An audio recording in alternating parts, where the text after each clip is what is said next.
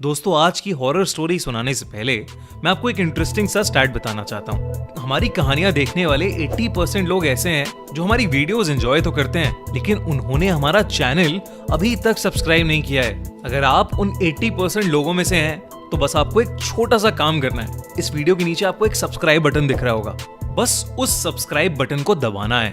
बस इतना सा काम करना है आपको, और लगे हाथों बेल आइकन भी प्रेस कर देना, ताकि हमारी लेटेस्ट वीडियो आते ही आपको सबसे पहले पता चले।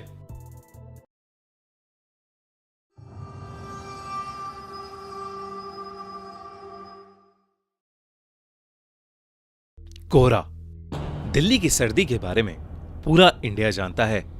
कड़कती ठंड में दिल्ली बहुत ही खूबसूरत लगती है, पर इसी ठंड में हमें देखने को मिलता है खूब सारा कोहरा, घना कोहरा जो एक चादर की तरह पूरी दिल्ली को ढक देता है।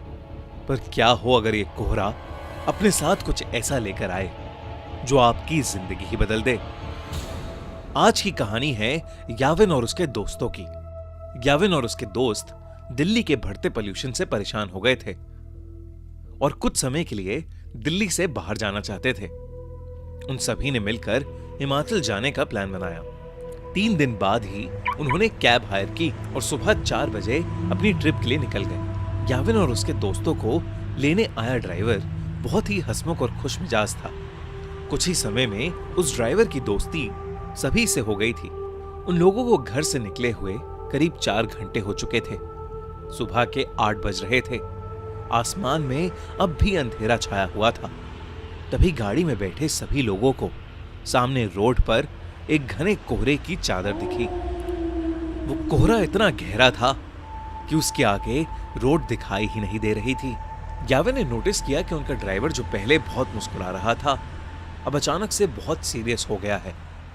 उसके चेहरे का मानो रंग ही उड़ गया है। याविन को लगा कि शायद ड्राइवर कोहरे में गाड़ी चलाने से घबरा रहा था।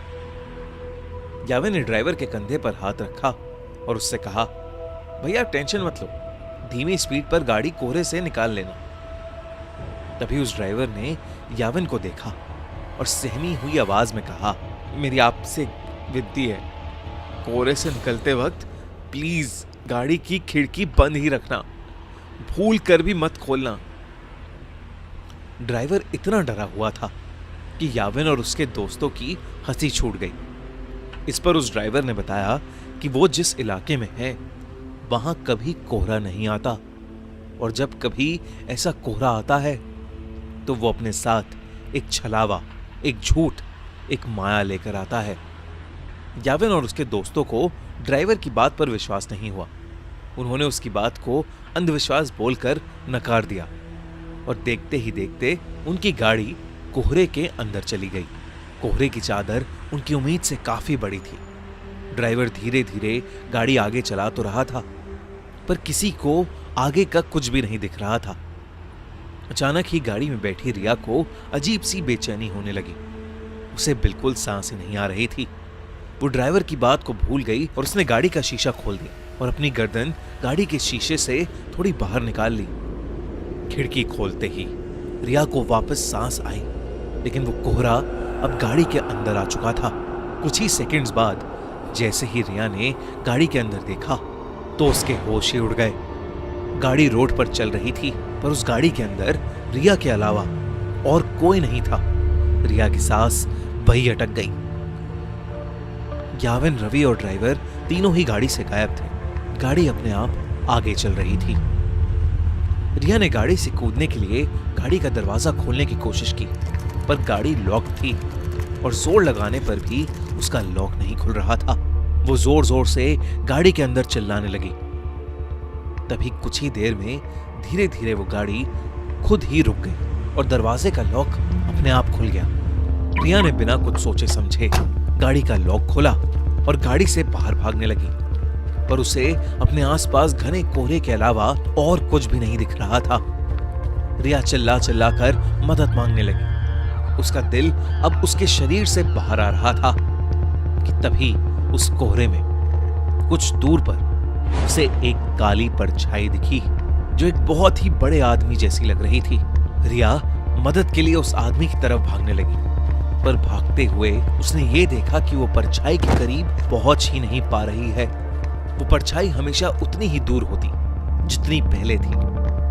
इससे पहले रिया कुछ भी समझ पाती, उसे महसूस हुआ कि जैसे उसके पीछे कोई खड़ा हुआ है। रिया अब इतनी डर चुकी थी कि उसके अंदर पीछे मुड़ने की भी हिम्मत नहीं थी। पर हिम्मत करके जब रिया ने पीछे देखा, उसकी रूह कांप गई। रिया के पीछे एक 12 फीट लंबा काला साया था। लंबे काले साये को देखकर रिया बुरी तरह कांपने लगी। तभी अचानक रिया को पीछे से एक बहुत जोर का धक्का लगा और वो नीचे गिर पड़ी। ग्याविन, रवि, वो ड्राइवर और रिया अब भी गाड़ी में थे। रिया ने जैसी वो खिड़की खोली थी, वो बेहोश हो गई थी।